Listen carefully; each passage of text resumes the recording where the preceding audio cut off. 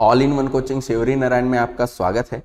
आज हम छत्तीसगढ़ में विज्ञान प्रयोगशाला जो परिचारक है इसके जो सीरीज चला रहे हैं उसके लिए आज का हमारा ये सेशन है। फिर से आज हम भारत के भूगोल के बहुत महत्वपूर्ण एमसीक्यू पर चर्चा करेंगे। जो बहुत महत्वपूर्ण क्वेश्चन है जो एग्जाम में बार बार पूछे जाते हैं या इस तरह के प्रश्न आ सकते हैं उसको हम डील करेंगे। साथ में इसके जो अन्य जो इससे संबंधित और जो क्वेश्चन बन सकते हैं उस पर भी हम चर्चा करेंगे। तो चलिए जल्दी से जल्दी जुड़ जाइए ताकि आज का हम अपना सेशन स्टार्ट कर सकें। और मैं आप लोगों को के कमेंट देखने के लिए एक बार थोड़ा सा कमेंट सेशन ऑन कर देता हूं। एक बार बताइए जल्दी जल्दी कि सबके वॉइस वीडियो क्लियर है या नहीं है। और चलिए फटाफट जुड़ते जाइए।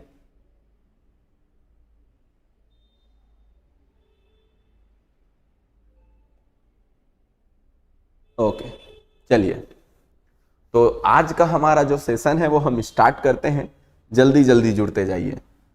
आज का जो हमारा सेशन है इसमें हमारा भारत के किस शहर को, पहला जो क्वेश्चन आज का हमारा है, भारत के किस शहर को भारत का मैनचेस्टर भी कहा जाता है। Option A Chennai, option B Calcutta, option C Ahmedabad, option D Kanpur. चलिए फटाफट जवाब देते चलेंगे। शुरू के क्वेश्चन कुछ इजी मिलेंगे आपको। ठीक है, बहुत बढ़िया। इसका जवाब एकदम सही है, ऑप्शन है ऑप्शन सी अहमदाबाद इसका आंसर है। देखो दोस्तों, जब हम विश्व का भूगोल देखेंगे, ठीक है, जब हम विश्व का भूगोल देखेंगे तो मैनचेस्टर कहाँ है, तो मैनचेस्टर जो है वो है आप लोगों के ब्रिटेन में। और ब्रिटेन में जो मैनचेस्टर है उस मैनचेस्टर को आप देखेंगे तो वहां पर आपके जो मैनचेस्टर से हमारा जो भारत का दिशा है वो दिशा पड़ता है पूर्व में। ठीक है, और इसी मैनचेस्टर, ये मैनचेस्टर जो प्रसिद्ध है वो आप लोगों के कपड़ा उद्योग के लिए प्रसिद्ध है। देखिए यहां से आप लोगों का ये जो वर्ल्ड मैप है इसमें ये वाला जगह है ब्रिटेन, और इसी ब्रिटेन में आप लोगों का मैनचेस्टर है। ये ब्रिटेन, ये है ब्रिटेन आपका, और यहां है ये हमारा इंडिया। ये यहां से हम देखें तो मैनचेस्टर से ये कपड़ा उद्योग के लिए प्रसिद्ध है। इसी तरह कपड़ा उद्योग के लिए ये अमेरिका भी प्रसिद्ध है, और अमेरिका में बोस्टन शहर प्रसिद्ध है। बोस्टन, अमेरिका में कौन सा शहर प्रसिद्ध है कपड़ा उद्योग के लिए? बोस्टन। कपड़ा उद्योग के लिए ब्रिटेन में कौन सा शहर प्रसिद्ध है? ब्रिटेन में तो वो है मैनचेस्टर। ये अमेरिका में, बोस्टन अमेरिका में, और ब्रिटेन में कौन? Manchester, Manchester. ठीक इसी तरह कपड़ा उद्योग के लिए हमारे भारत में प्रसिद्ध है अहमदाबाद। अहमदाबाद। तो इन्हीं दोनों शहरों से, ये मैनचेस्टर से और बोस्टन से तुलना करते हुए भारत की तुलना भारत में अहमदाबाद से होती है। इसीलिए भारत का मैनचेस्टर या इसे पूर्व का बोस्टन कहते हैं। इसी अहमदाबाद को पूर्व का बोस्टन भी कहते हैं। इसे पूर्व का बोस्टन कहने के पीछे कारण है, देखो यहां ये अमेरिका है, और अमेरिका से इंडिया कौन से दिशा में है? तो अमेरिका से इंडिया पूर्व दिशा में है। देखिए ना, ऊपर को हम उत्तर कहते हैं, नीचे को दक्षिण कहते हैं, और राइट साइड को पूर्व कहते हैं। इस तरह इस ये पूर्व दिशा में होने के कारण, बोस्टन शहर से पूर्व दिशा में होने के कारण इसे पूर्व का बोस्टन भी कहते हैं अहमदाबाद को। तो पूर्व का बोस्टन कौन है पूछे, चाहे आपको मैनचेस्टर कौन है पूछे, इसका आंसर अहमदाबाद ही होगा। भारत में अहमदाबाद जो है भारत में कपड़ा उद्योग के लिए प्रसिद्ध है। चलिए, तो इसका आंसर है ऑप्शन सी अहमदाबाद। आगे बढ़ते हैं, अगला जो हमारा प्रश्न है, अगला प्रश्न है निम्नलिखित में से भारत के किस राज्य की समुद्री तट रेखा सबसे लंबी है? भारत के कौन से राज्य के समुद्री तट रेखा सबसे लंबी है? ठीक है, चलिए, option A Karnataka, option B Andhra Pradesh, option C Gujarat, और ऑप्शन डी तमिलनाडु।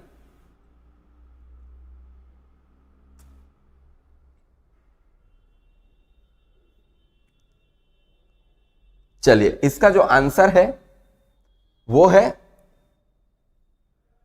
गुजरात। देखो दोस्तों, यह है भारत और भारत के 9 राज्य जो हैं वो समुद्र के तट पर हैं। भारत के कितने राज्य? 9 राज्य समुद्र के तट पर हैं। जो यहां से आपके गुजरात से लेके यहां इस क्षेत्र में गुजरात से लेके यहां के पश्चिम बंगाल तक ये 9 राज्य आते हैं। इसको याद रख सकते हैं, समुद्र में चलते हैं नाव, समुद्र में क्या चलते हैं? नाव, ये बोट, और नाव से याद रख लेना है 9 राज्य। अब इन्हीं 9 राज्य में सबसे लंबा तटरेखा है गुजरात का, सबसे लंबा तटरेखा गुजरात, जबकि सबसे छोटा तटरेखा गोवा का, क्योंकि गोवा छोटा राज्य भी है तो गोवा राज्य में छोटा होने के कारण इसकी तटरेखा भी छोटी है। तो इसका आंसर सब, चूंकि यहां पर हमें सबसे लंबा पूछा है तो सबसे लंबा तटरेखा गुजरात है और सबसे छोटा पूछता तो हम गोवा इसका आंसर देते। चलिए आगे बढ़ते हैं।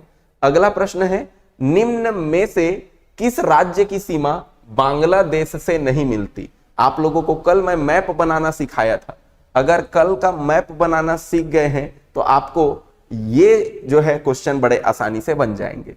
निम्न में से किस राज्य की सीमा बांग्लादेश से नहीं मिलती?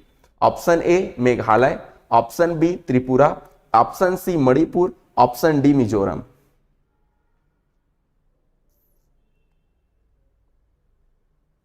चलिए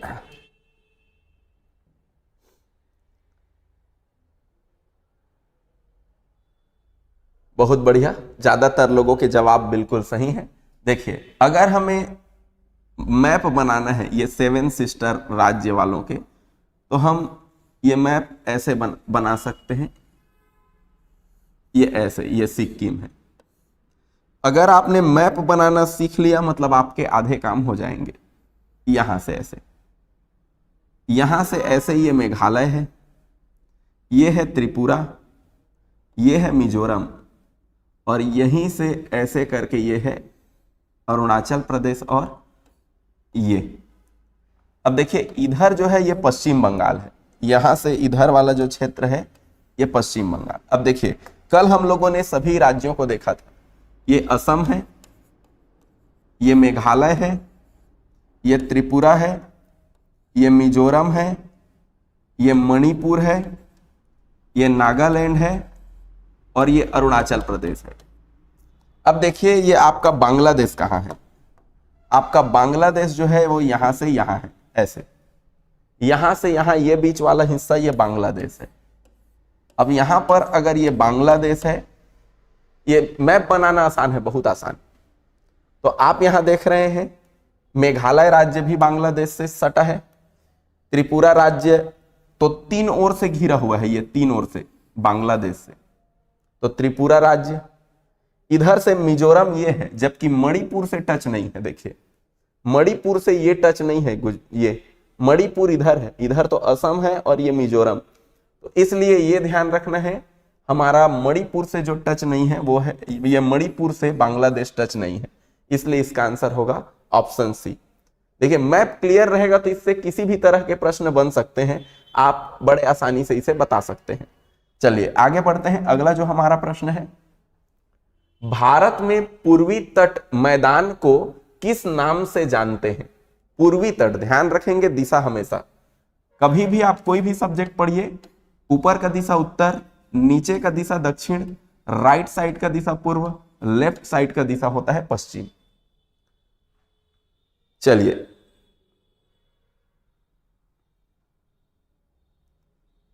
फटाफट जवाब देंगे। आप लोगों के लगातार कमेंट आ रहे हैं कि सर मैथ्स का क्लास कराइए सर, छत्तीसगढ़ का प्लेलिस्ट में अलग से है, प्लेलिस्ट बहुत सारे बने हुए हैं, और भी वीडियोस आप लोगों को देखना है तो प्लेलिस्ट में आप जाके वीडियोस देखा कीजिए इसी चैनल के, हमारे AI1 स्टडी के यूट्यूब में ही। जी इसका जो आंसर है दोस्तों वो है कोरोमंडल।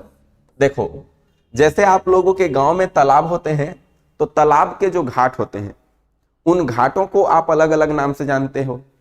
जैसे गांव में जो तरिया है ओकर अलग अलग घाट, जेमा महिला मन नहाथे ओला महिला घाट, पुरुष मन नहाथे तो पुरुष घाट, ऐसे अलग अलग तरह से हम जैसे गांव में भी तालाब के तटों को अलग अलग नाम से जानते हैं, उसी तरह समुद्र के तटों के भी अलग अलग नाम हैं। मैंने अभी थोड़ी देर पहले आप लोगों को बताया कि समुद्र के तट जो है के अंदर, ये समुद्र के तट में 9 राज्य हैं, तो 9 राज्य हैं तो इनके अलग अलग तट भी होंगे। इन्हीं तट में हमें ये जो ऑप्शन में दिए हैं उसको देखते हैं, क्योंकि तट आपको डिटेल के क्लास में पढ़ाए हैं हम, और पढ़ाएंगे जिन लोगों को, जिन भी बैच में नहीं पढ़ाए हैं।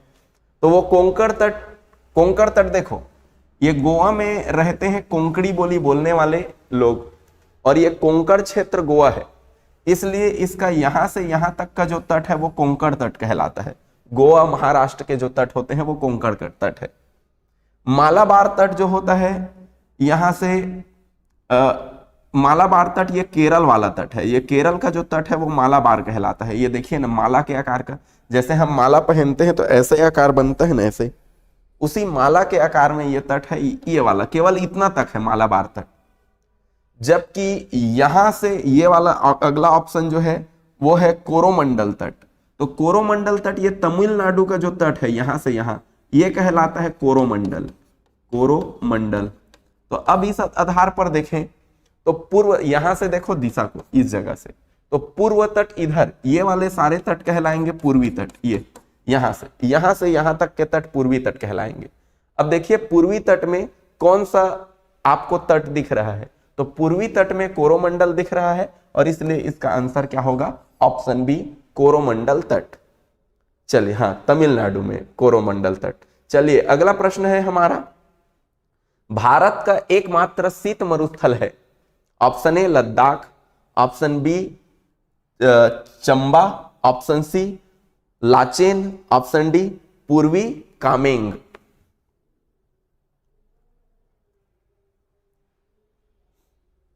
चलिए फटाफट जवाब देंगे। आप लोगों के जो, कई लोगों के कमेंट हैं कि सर टॉपिक वाइज नहीं पढ़ाते क्या। जो हमारे पेड कोर्स हैं उसमें क्लास टॉपिक वाइज चल रहे हैं ना, उसमें पूरा डिटेल से आपके प्रयोगशाला परिचारक के पूरे 100 के 100 नंबर के तैयारी हो रहे हैं। अभी क्लास उसका स्टार्ट हो चुका है। जिन लोग लेट से ज्वाइन करेंगे उन लोगों को पिछला क्लास का रिकॉर्डिंग मिल जाएगा, और आगे क्लास लाइव चल ही रहा है। इसका जो आंसर है दोस्तों वो है लद्दाख। देखो सबसे पहले शीत मरुस्थल क्या होता है, अभी तक आपने केवल मरुस्थल, ज्यादातर चर्चा मरुस्थल बस की होती है। दोस्तों मरुस्थल 2 शब्द से बना है, मरुस्थल, मरुस्थल, मरु और क्या है स्थल। मरुस्थल का मतलब क्या है, मरु का मतलब वह जगह, मरु का मतलब है ऐसा जगह जहां कुछ उगे मत, जहां पेड़ पौधे ना उग सके, वो मरु है। और ऐसा स्थल का मतलब है जगह, मतलब कुल मिला के मरुस्थल का मतलब होता है ऐसा जगह जहां पेड़ पौधे ना उगे। तो पेड़ पौधे कहां नहीं उगेंगे, पेड़ पौधे 2 क्षेत्र में नहीं उगेंगे।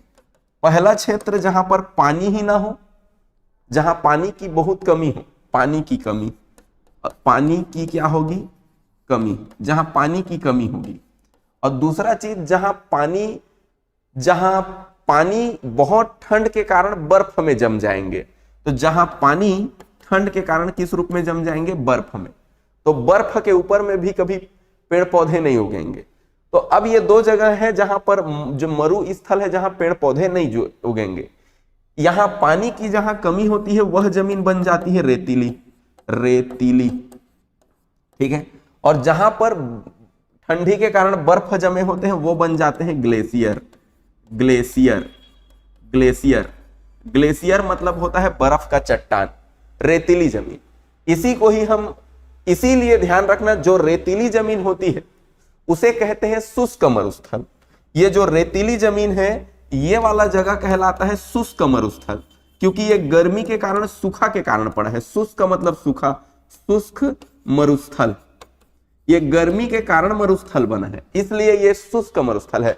सूखे के कारण मरुस्थल बना, ये सूखे के कारण मरु है ये। और ये बर्फ के कारण है। बर्फ क्यों बना, ठंडी के कारण बना बर्फ। तो ठंडी मतलब शीत, ठंडी के मौसम में ही शीत बरसते हैं ना, इसलिए इसे हम क्या कहते हैं, शीत मरुस्थल। ये शीत मरुस्थल है ये। तो इसी में जैसे हम भारत की बात करें तो देखिए भारत, ये भारत है हमारा, तो भारत में एकमात्र शुष्क मरुस्थल है। अब भारत का एकमात्र और सबसे बड़ा जो शुष्क मरुस्थल है वो ये आपका राजस्थान है। ये राजस्थान में यहां पर शुष्क मरुस्थल है। ये है थार का मरुस्थल, इसका नाम है थार। आजकल कारों के नाम सुने पर मिलते है ना, थार कार तो देखे हुई है थार, तो ये थार है महिंद्रा का। तो वो थार का मरुस्थल है राजस्थान में। थार का मरुस्थल ये भारत का सबसे बड़ा मरुस्थल है, लेकिन शुष्क मरुस्थल। अब यहां पर अगला है शीत मरुस्थल। तो अब भारत का ऐसा कौन सा क्षेत्र है भाई जहां बर्फ ही बर्फ हो? तो यार जहां हिमालय पर्वत है, हिमालय पर्वत यहां से लेके यहां तक फैला हुआ है, और हिमालय पर्वत सबसे ज्यादा जहां फैला हुआ है वो क्षेत्र है आपका ये वाला जगह, ये लद्दाख। तो इस तरह लद्दाख में पूरा बर्फ ही बर्फ है।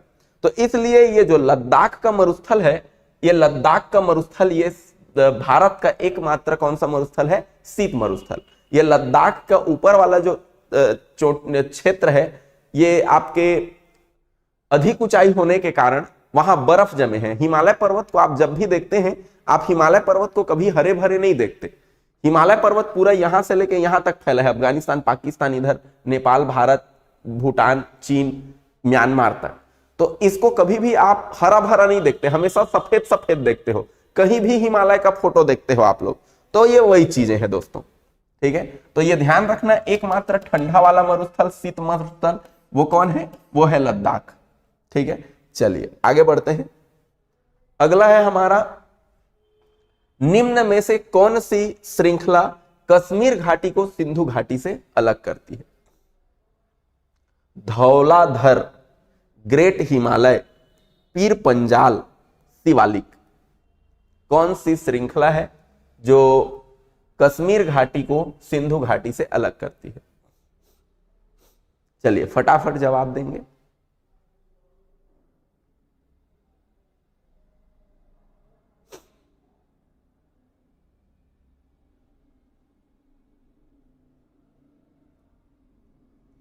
चलिए फटाफट जवाब दीजिए दोस्तों। जी जी जी जी जी जी, बिल्कुल सही जवाब है ज्यादातर लोगों के। इसका जवाब है पीर पंजाल। पीर पंजाल के लिए यह ध्यान रखेंगे, देखिए ये फिर वही बात है, अगर आप हिमालय को समझते हैं तो ये हमारा जम्मू कश्मीर का क्षेत्र है, और थोड़ा नक्शा आगे पीछे हो गया, ठीक है। ये जम्मू कश्मीर का क्षेत्र है। इस जम्मू कश्मीर के क्षेत्र में ये हमारा हिमालय पर्वत है। ये हिमालय पर्वत की कई श्रृंखलाएं हैं। इसी श्रृंखला में एक श्रृंखला है पीर पंजाल, ये पीर पंजाल है। इसी हिमालय के अंदर के श्रृंखला, इसका नाम है पीर पंजाल। अब देखो, सबसे पहले कश्मीर घाटी और सिंधु घाटी। घाटी शब्द का मतलब क्या है? देखो दोस्तों, पर्वत के नीचे जो खाई होता है, खाई मतलब समझते हो गड्ढा, उसी गड्ढे को ही हम घाटी कहते हैं। तो यहां पर इसी पर्वत का भाग है पीर पंजाल। तो इसी पीर पंजाल के एक क्षेत्र में यहां कश्मीर घाटी है, ये कश्मीर घाटी, और दूसरा क्षेत्र में सिंधु घाटी है। और इसी सिंधु घाटी के क्षेत्र में बाद में इधर वाला जो क्षेत्र है, इसी क्षेत्र में बाद में फिर सिंधु घाटी सभ्यता विकसित हुई। आप लोग सिंधु घाटी सभ्यता जो आप पढ़ते हैं इतिहास काल में, सिंधु घाटी सभ्यता, हड़प्पा सभ्यता के नाम से, वो इस क्षेत्र में विकसित हुए। तो ये जो पीर पंजाल जो पर्वत श्रेणी है, इस पीर पंजाल पर्वत श्रेणी के एक और कश्मीर घाटी है, तो दूसरे ओर सिंधु घाटी है। कश्मीर घाटी, सिंधु घाटी, अब बीच में है पीर पंजाल। कश्मीर घाटी, सिंधु घाटी, बीच में है पीर पंजाल, ठीक है। तो ये ध्यान रखना है आप लोगों के। पीर पंजाल दर्रा भी है, ठीक है, ये पर्वत श्रृंखला भी है। इसी पीर पंजाल पर्वत श्रृंखला का जो झुका हुआ भाग होता है वो दर्रा कहलाता है, जिसमें से आते जाते बने आवागमन का जो माध्यम होता है, ठीक है। चलिए अगला जो प्रश्न है, सतपुड़ा तथा विंध्याचल के मध्य कौन सी नदी बहती है? ये तो बहुत इजी क्वेश्चन है। सतपुड़ा तथा विंध्याचल पर्वत के मध्य कौन सी नदी बहती है? चलिए बताइए, इसमें क्या ऑप्शन देखने का जरूरत है इसके लिए? सतपुड़ा और विंध्याचल के मध्य कौन सी नदी बहती है? Option A Godavari, option B है नर्मदा, ऑप्शन सी है गंडक, ऑप्शन डी उपरोक्त में से कोई नहीं। जी बिल्कुल, यही उम्मीद था, सब लोगों को पता होने चाहिए। इसका आंसर है ऑप्शन बी नर्मदा। देखिए ऊपर वाला ये मध्य प्रदेश में अगर हम देखें, ये हमारा मध्य प्रदेश है, ये ऐसे करके, और इधर है हमारा छत्तीसगढ़, ये मध्य प्रदेश। इस मध्य प्रदेश के ऊपर वाले क्षेत्र में इधर ये है विंध्याचल पर्वत ऐसे, और नीचे में है कौन सा पर्वत? सतपुड़ा पर्वत। ये विंध्याचल पर्वत और ये सतपुड़ा पर्वत। इसी के बीच में अमरकंटक से एक नदी का उद्गम होता है, और जिस नदी का उद्गम होता है इस नदी का नाम है नर्मदा नदी। ये और फिर ये नर्मदा नदी इधर खंभात के खाड़ी में आके जल का विसर्जन करती है गुजरात में। तो ये आप लोगों के नर्मदा नदी। तो नर्मदा नदी देखो विंध्याचल पर्वत और सतपुड़ा पर्वत के बीच में है, और नर्मदा नदी अमरकंटक से निकलती है। और नर्मदा नदी ये दिशा कहलाएगा कौन सा भाई? देखो यहां से हम दिशा देखें तो ये पश्चिम दिशा कहलाएगा। नर्मदा नदी पश्चिम दिशा में बहने वाली भारत की सबसे लंबी नदी है, जिसकी लंबाई है 13-12। 13 से 1 कम कर दो तो 12 होगा। 13-12 किलोमीटर इसकी लंबाई है, लेकिन पश्चिम दिशा में बहने वाली सबसे लंबी नदी, भारत की सबसे लंबी नदी गंगा नदी है, जिसकी लंबाई 25-25 किलोमीटर है। लेकिन पश्चिम दिशा में, पश्चिम दिशा शब्द का प्रयोग कर देगा तो सबसे लंबी नदी होगी नर्मदा नदी। नर्मदा नदी जब यहां पानी अपना उड़ेलती है खंभात के खाड़ी में, इस जगह पानी को जब डालती है तो इसका जो मुंह है जहां पानी डाल रही है, वो मुंह का जमीन कट गया है, मिट्टी कट गया है, ये समुद्र के लहर के कारण। तो इसी मुंह को कहते हैं एस्चुरी। एस्चुरी कहते हैं, जिसको मुहाना कहें हम हिंदी में सामान्य। तो नर्मदा नदी के द्वारा बनाया गया एस्चुरी सबसे बड़ा एस्चुरी है, सबसे बड़ा, विश्व में सबसे बड़ा नदी के द्वारा बनाया गया एस्चुरी इसी नर्मदा नदी का। जितना पॉइंट मैं बोलता हूं ना, हर पॉइंट एग्जाम में पूछा गया प्रश्न है।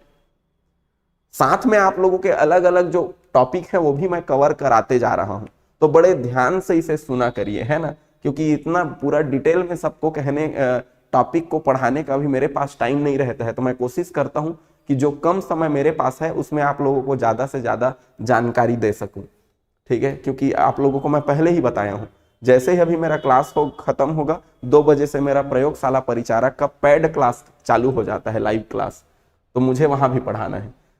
तो ये ध्यान रखेंगे कि नर्मदा नदी पश्चिम दिशा में बहने वाली भारत की सबसे लंबी नदी है।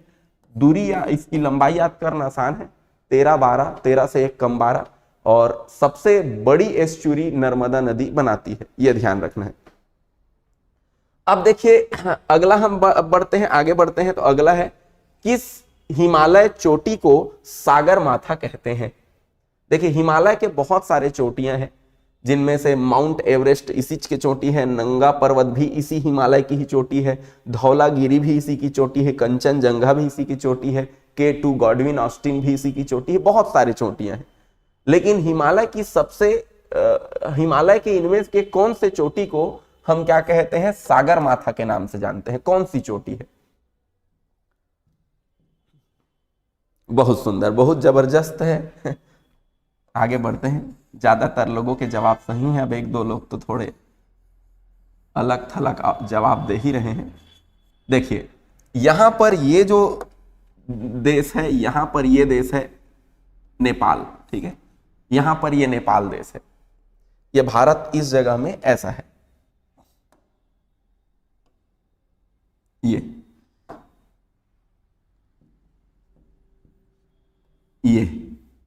ये भारत ऐसा है, और ये देश है नेपाल। तो हिमालय पर्वत, जैसा मैं थोड़ी देर पहले ही बताया कि हिमालय पर्वत यहां से ऐसे फैला हुआ है, ये ऐसे तक। तो हिमालय पर्वत का ये जो माउंट एवरेस्ट चोटी है वो यहां नेपाल में है, इसका नाम है माउंट एवरेस्ट। माउंट एवरेस्ट, ये माउंट एवरेस्ट जो है दुनिया का सबसे ऊंचा स्थान है, ये दुनिया का सबसे ऊंचा स्थान, इसकी लंबाई है 8848.5 मीटर।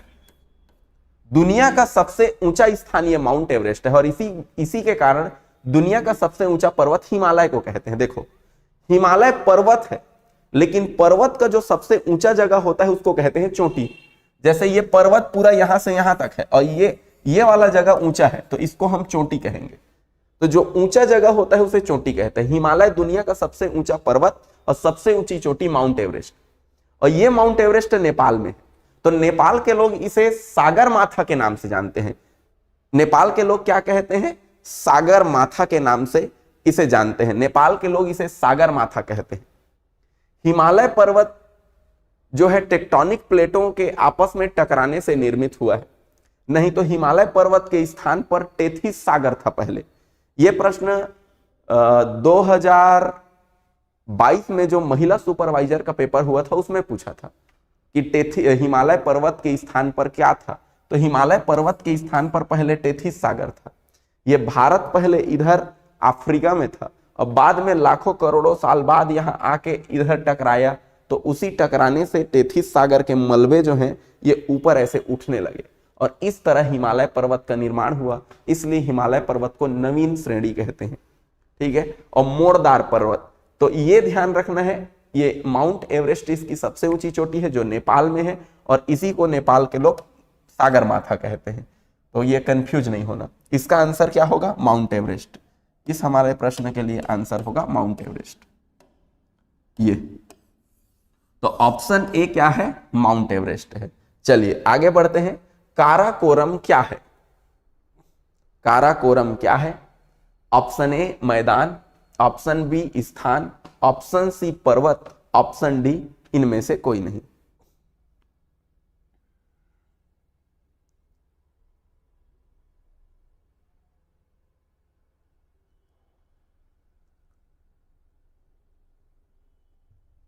चलिए इसका जो राइट आंसर है दोस्तों ये है पर्वत। काराकोरम एक पर्वत है।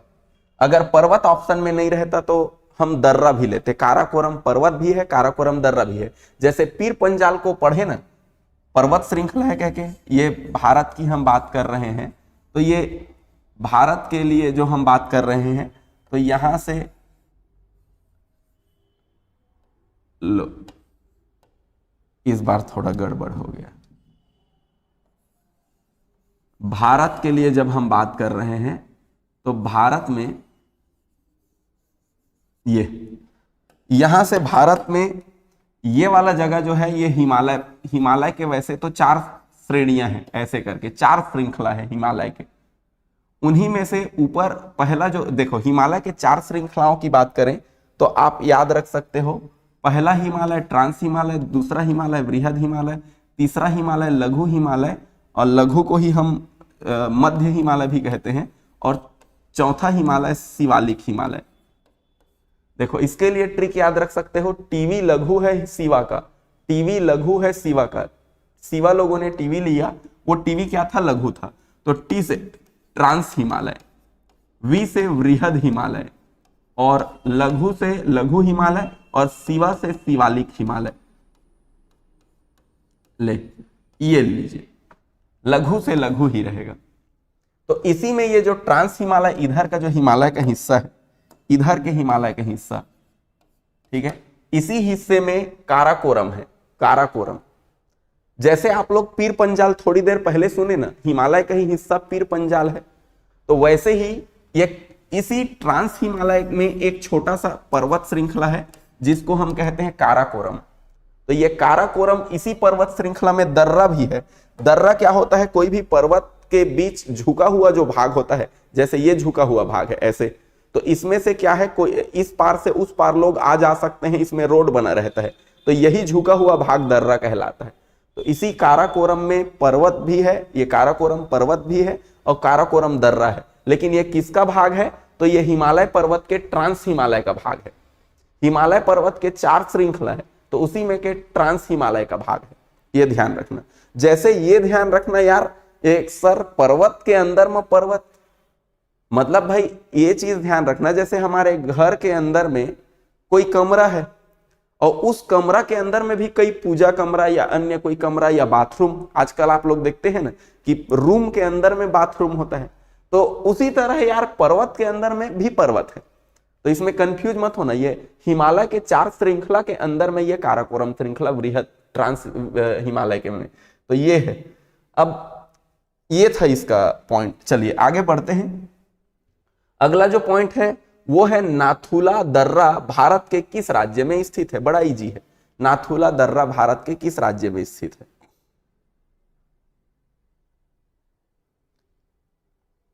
चलिए फटाफट जवाब देंगे, नाथुला दर्रा भारत के किस राज्य में स्थित है। हाँ बिल्कुल ठीक। तो अब देखिए इसमें हम क्या करेंगे, इसके लिए तो सीधा सीधा ट्रिक है, मैं ट्रिक बताता हूं। सिक्का के लिए, किसके लिए, सिक्का के लिए नाथुराम जेल गया, नाथुराम जेल गया।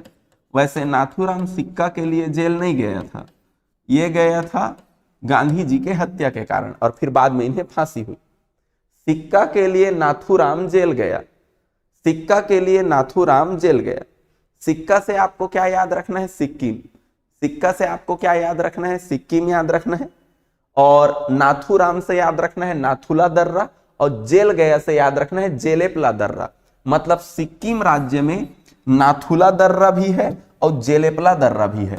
नाथुला दर्रा और जेलेपला दर्रा, जेलेपला दर्रा, ये दोनों दर्रे हैं। और दर्रा क्या है मैं बताया हूं, जैसे ये पर्वत श्रृंखला है तो यहां बीच में कोई जगह झुका होगा, ये देखो यहां से आदमी को अगर जाना पड़ता तो ये सब पर्वत को चढ़ के उस पार उतरना पड़ता, लेकिन ये दर्रा एक वरदान है समझ लो, जहां 2 पर्वत के बीच झुका हुआ भाग होता है, जिसमें से एक साइड से उस साइड आते जाते बनता है।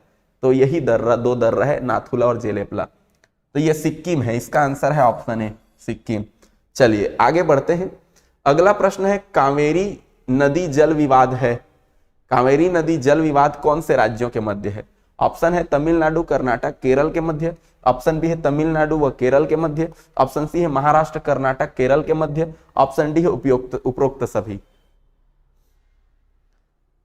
देखिए जिन लोगों को भारत का भूगोल हम पढ़ा चुके हैं बैच में, पैड क्लास में, उन लोगों के लिए तो ये चुटकी का खेल है, क्योंकि आप लोगों के रग रग में पूरा नक्शा बस जाना चाहिए कि इतने बार रिपीट कराया है आपको कि कौन नदी कौन से राज्य से गुजर रही है और क्या है इसकी कहानी। तो ये बिल्कुल इसका जो जवाब है, इसका राइट आंसर है वो है ऑप्शन ए। कैसे देखो, ये हमारा, हम सबसे पहले तो ये देखो, ये आपका भारत का भूगोल, भारत का नक्शा, और भारत के नक्शा में सबसे पहले कावेरी नदी कहाँ है। तो भाई कावेरी नदी सर सह्याद्री पर्वत जो है, यहाँ से ऐसे करके ये सह्याद्री पर्वत है।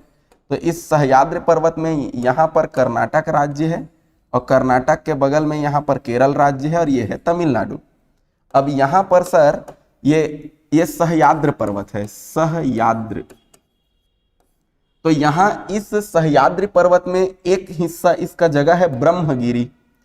इसी कर्नाटक राज्य में ब्रह्मगिरी से इस नदी का उद्गम हुआ है, और ये नदी जो जाती है कावेरी नदी, ये ब्रह्मगिरी से कर्नाटक के ब्रह्मगिरी, ये ब्रह्मगिरी में उद्गम हुआ है, ब्रह्मगिरी, और ये ब्रह्मगिरी कर्नाटक में है। तो कर्नाटक से तमिलनाडु जाती है, और तमिलनाडु से यहाँ पर पौंडीचेरी भी है। तो खाली तमिलनाडु नहीं बल्कि ये पौंडीचेरी भी जाती है, अब फिर ये बंगाल के खाड़ी में जल का विसर्जन करती है। लेकिन बात ऐसा है दोस्तों, इस यहाँ से केरल के कुछ सहायक नदियां इस कावेरी नदी में भी जाते हैं। तो भाई जल विवाद क्या है, जल विवाद का मतलब है पानी। देखो दोस्तों, हर राज्य चाहता है नदी में पानी का ज्यादा से ज्यादा उसका इस्तेमाल करे। अब ज्यादा से ज्यादा इस्तेमाल, तो जो राज्य के से उस नदी का उद्गम होता है तो वो चाहता है कि मेरे राज्य से नदी का उद्गम हुआ है तो मैं ज्यादा पानी का इस्तेमाल करूं, और जिस राज्य में वो जा रहा है वो चाहता है कि मेरे राज्य में ज्यादा लंबा बह रही है तो मैं ज्यादा इस्तेमाल करूं। तब पानी के इस्तेमाल में क्या दिक्कत है दोस्तों, पानी के इस्तेमाल का ही तो खेल है, क्योंकि पानी से डैम बनेंगे तो सिंचाई होगा, और सिंचाई जितना ज्यादा होगा उतना ही राज्य में कृषि होगा और उतना ही राज्य का विकास भी होगा। तो इसलिए पानी के विवाद सामान्य बातें हैं, बहुत सभी ज्यादातर जो बड़े बड़े नदियां हैं वहां जल विवाद होता ही है। जैसे हमारे छत्तीसगढ़ में महानदी जल विवाद है, छत्तीसगढ़ और उड़ीसा के बीच। तो यहां पर देखो, जिन जिन नदियों के पानी यहाँ कावेरी नदी में आएंगे वहां से विवाद होगा। तो ध्यान रखना, यहां जल विवाद होता है एक तो कर्नाटक और ये आपके तमिलनाडु, लेकिन यहाँ केरल का भी पानी कावेरी में जाता है, तो ये भी कहता है कि मैं अपना पानी को यहाँ रोक दूंगा, मैं नहीं दूंगा उधर पानी। तो इसलिए केरल भी इस विवाद में शामिल है। बहने को तो ये 2 ही राज्य और एक केंद्र शासित प्रदेश में बह रही है, ये तब यहाँ पर पौंडीचेरी में, लेकिन ये सहायक नदी केरल से जाती है वहां, इसलिए ये सहायक नदी के कारण केरल भी इस विवाद में शामिल है। तो ये 3 नदियां आपके कर्नाटक, तमिलनाडु और ये केरल, ये तीनों नदियां इस जल विवाद में शामिल हैं। कावेरी जल विवाद, कावेरी नदी जल विवाद में ये तीनों नदियां शामिल हैं, तीनों राज्य शामिल हैं। ठीक है, 3 इधर के इनके कारण। तो तमिलनाडु, कर्नाटक और केरल किसमें है? ऑप्शन ए में, ये इसका जवाब है। चलिए अगला जो प्रश्न है, निम्न में से किस नदी को बंगाल का शोक कहा जाता है? निम्न में से किस नदी को बंगाल का शोक कहा जाता है? किस नदी को बंगाल का शोक कहा जाता है?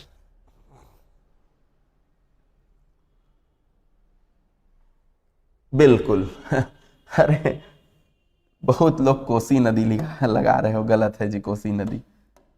बंगाल का शोक गोदावरी नदी है। देखो हम याद करेंगे ना, जब मैप नहीं समझेंगे, बिना मैप के भूगोल पढ़ेंगे तो यही होगा, कोसी दामोदर यही होगा। इसलिए भूगोल को मैप से समझना जरूरी है। मैप से एक बार अच्छे से पढ़ते हो, आपको जब अच्छे से समझाया जाता है मैप को, तो आपके दिमाग में पूरा नक्शा छप जाता है। तो देखो होता क्या है, ये जो भारत है, चलो इसी भारत के मैप से समझाता हूं। यहां पर आपका छत्तीसगढ़ है, इस छत्तीसगढ़ के बगल में ये झारखंड है, ये झारखंड है, ये झारखंड, और यहां से इधर ये है बंगाल, यहां तक ये बंगाल है, और ये बांग्लादेश, ये बांग्लादेश को मैं अलग कलर कर देता हूं ऐसे, ये। तो यहां जो है, यहां ये वाला जो झारखंड है, यहां पर एक पठार है, इसे छोटा नागपुर का पठार कहते हैं। इसी छोटा नागपुर के पठार से इस दामोदर नदी का उद्गम होता है, दामोदर नदी। और ये दामोदर नदी जो है यहां आके हुगली नदी में मिलती है, जो गंगा नदी की सहायक नदी है ये। तो फिलहाल ये दामोदर नदी, इस दामोदर नदी बस को जानो आप। तो देखो भाई, दामोदर नदी ही झारखंड से कहां जा रही है? बंगाल जा रही है, जबकि कोसी नदी बंगाल नहीं आती। कोसी नदी बिहार से गंगा नदी में मिलती है। कोसी नदी तो बंगाल आती ही नहीं है, तो वो कहां से शोक हो जाएगा? तो दामोदर नदी बंगाल आ रही है, यही कारण है कि दामोदर नदी को बंगाल का शोक कहते हैं। अब बंगाल का शोक क्यों कहते हैं? क्योंकि देखो ये पठार से इसका उद्गम हो रहा है। पठार क्या है? अगर आपने मेरा पिछला क्लास देखा होगा तो मैंने पठार को बताया है, जो ऊंचा जगह ऊपर जाके फ्लैट हो गया हो।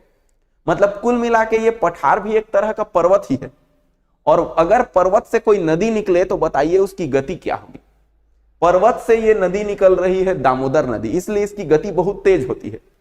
और इसकी गति तेज होती है तो बारिश के दिन में तो पानी का लेवल और बढ़ जाता है।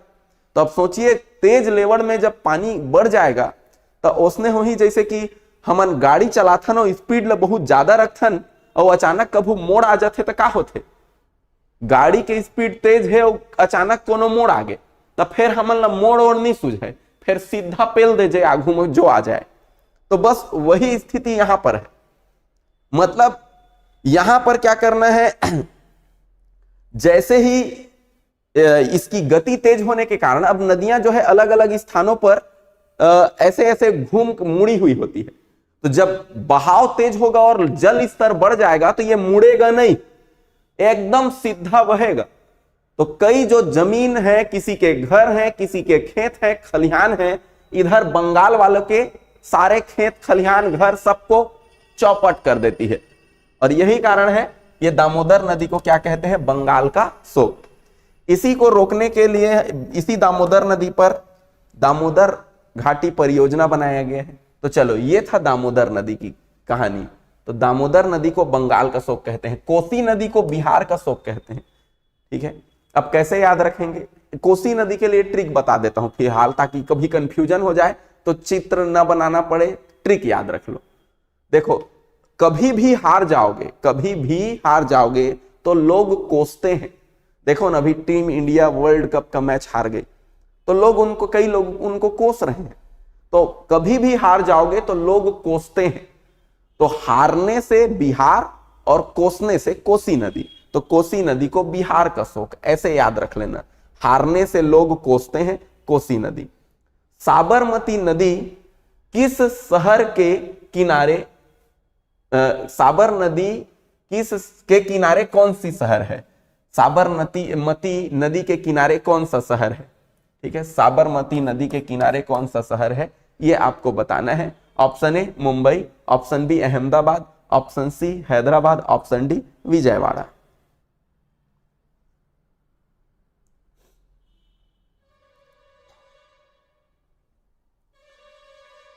जी, इसका जो आंसर है बिल्कुल सही, इसका आंसर है अहमदाबाद।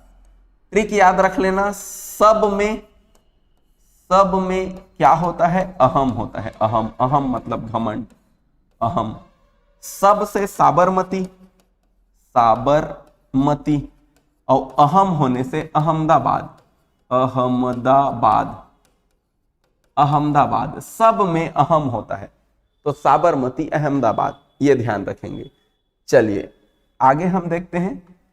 अगला जो है, भारत में प्रथम बहुउद्देशीय घाटी परियोजना का निर्माण किस नदी पर किया गया है? प्रथम बहुउद्देशीय परियोजना, ऑप्शन ए गोदावरी नदी, ऑप्शन बी कावेरी नदी, ऑप्शन सी दामोदर नदी, ऑप्शन डी ताप्ती नदी। आसान क्वेश्चन है ये, तो इजी क्वेश्चन है। प्रथम बहुउद्देशीय परियोजना,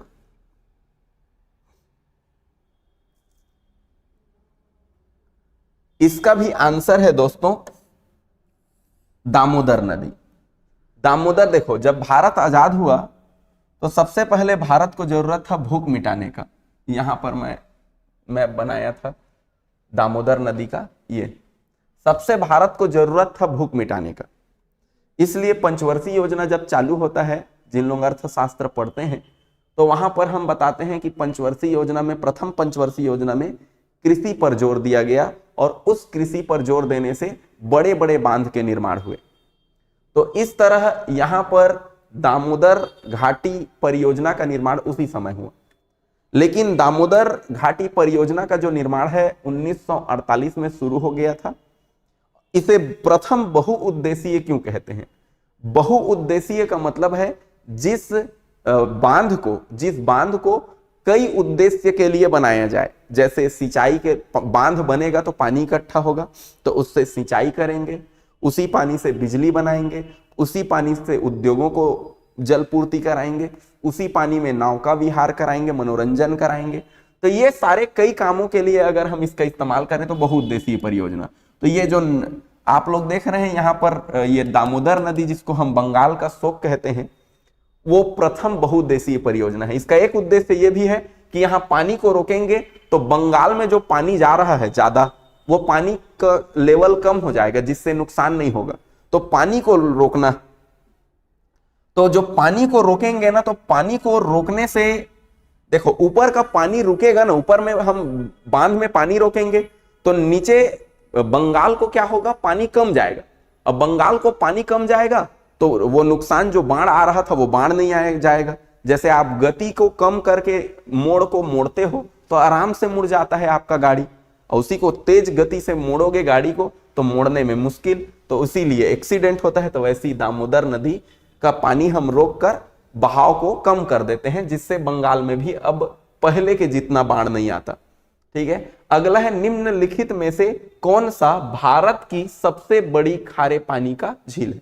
भारत में खारे पानी का सबसे बड़ा झील कौन है? ऑप्शन ए सांभर झील, ऑप्शन बी चिल्का झील, ऑप्शन सी पुलिकट झील, ऑप्शन डी बुलर, बुलर नहीं है ये वुलर है, वह है ना, वह वुलर झील। बहुत आसान क्वेश्चन है, इससे आसान क्वेश्चन कुछ हो नहीं सकता। बस ये ध्यान रखना, इसका आंसर है दोस्तों चिल्का झील। अगर यहां खारे पानी नहीं रहता तो इसका आंसर क्या होता बोलो तो? सबसे बड़ी झील कौन है? खारे पानी प्रश्न में नहीं रहता तो क्या रहता? अगर ऑप्शन में खारा पानी भी नहीं रहता तो भी इसका आंसर होता यही, क्योंकि चिल्का झील भारत का सबसे बड़ा झील है और खारे पानी का भी है।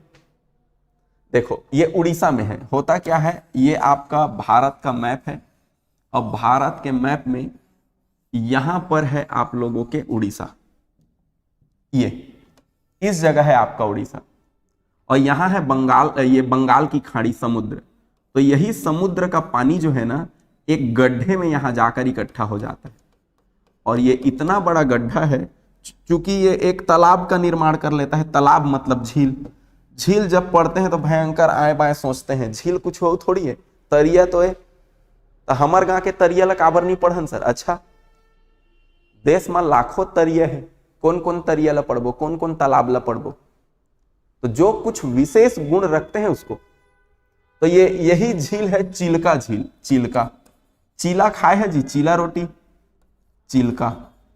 चीला रोटी के स्वाद कस न रथे, मीठा रथे कि नमकीन? चीला रोटी के स्वाद नमकीन रथे, ओकरे वह है चिल्का झील खारे पानी का है, खारे पानी। और समुद्र का पानी जिस झील में जाए उसको हम कहते हैं लैगून झील। तो ये लैगून झील भी है, लैगून। लैगून झील किसे कहते हैं? जिसका जिस झील में, जिस तालाब में समुद्र का पानी डायरेक्ट जाए। देखो मैंने अभी थोड़ी देर पहले बोला था ना कि समुद्र का पानी डायरेक्ट इसमें जाता है और भर जाता है, तो ये लैगून झील है। सबसे बड़ा झील पूछे तो भी चिल्का, सबसे बड़ा लैगून झील पूछे तो भी चिल्का, सबसे बड़ा खारे पानी का झील पूछे तो भी चिल्का, सबसे खाली सबसे बड़ा भी कहेगा तो भी, सबसे बड़ा खाली सबसे बड़ा कहेगा तो भी चिल्का ही है, सबसे बड़ा लैगून कहेगा तो भी चिल्का है, सबसे बड़ा खारे पानी का कहेगा तो भी चिल्का है, लेकिन सबसे बड़ा मीठे पानी का झील कहेगा तो वुलर झील। ये आपके यहां पर जम्मू कश्मीर, वुलर। वुलर सबसे बड़ा मीठे पानी का, वुलर, लेकिन वुलर जो है मीठे पानी का झील। ठीक, ये ध्यान रखना दोस्तों। तो उम्मीद करता हूं ये बात आप लोगों को समझ में आया होगा। हमारा क्लास आप लोगों के लिए यूजफुल होगा, क्योंकि अभी मेरा टाइम हो गया है, मेरे को आगे पेड कोर्स भी पढ़ाने जाना है। अगर आपको दोस्तों हमारा पेड कोर्स परचेस करना चाहिए तो बहुत सस्ते में है यार, इससे सस्ता और क्या दें आपको? 1500 ऑनलाइन फीस, 1500 में, ऑफलाइन 2000 में। ऑनलाइन फीस अभी आप लोगों को 1500 में प्रयोगशाला परिचारक का मिलेगा। इसमें आपके लाइव क्लास रहेंगे, रिकॉर्डिंग क्लास रहेंगे, नोट्स रहेंगे, टेस्ट सीरीज रहेंगे, सब फ्री। आप ये कोर्स परचेस कर सकते हैं। इसके अतिरिक्त आप पीएससी का नया बैच चालू हुआ है, इसमें मैथ्स का क्लास चल रहा है। पीएससी का जो नया बैच चल रहा है उसमें मैथ्स का क्लास चल रहा है, आपको डेमो क्लास भी है उसमें। और क्या डेमो देखना है? ऐसी तो पढ़ाता हूं, रोज पढ़ा रहा हूं, और क्या चाहिए देखो। तो ये इसमें 8500 फीस है, किस्त की सुविधा है, 5 महीना में आप आराम से पे कर सकते हो फीस को। तो ये ध्यान रखेंगे। और बाकी और क्या क्या कोर्स आपको चाहिए तो आप यहां से देख सकते हैं, मैं हट गया, स्क्रीनशॉट कर लीजिए जो कोर्स आपकी जरूरत है। अगर आपको कोर्स परचेस करना है तो ये देख सकते हैं। इसके अतिरिक्त एसएससी जीडी का क्लास 1 दिसंबर से शुरू होगा और सीजी पुलिस का भी क्लास जो है वो 20 दिसंबर से शुरू होगा। तो ये जल्द से जल्द इसका क्लास शुरू होने वाला है। इसके अधिक जानकारी के लिए आप हमारे दिए गए कोचिंग के नंबर पर कांटेक्ट कर सकते हैं हमसे और इसकी जानकारी प्राप्त कर सकते हैं। ठीक है, मिलेंगे दोस्तों फिर अगले दिन फिर किसी नए क्लास के साथ। तब तक के लिए जय हिंद, जय भारत, जय छत्तीसगढ़।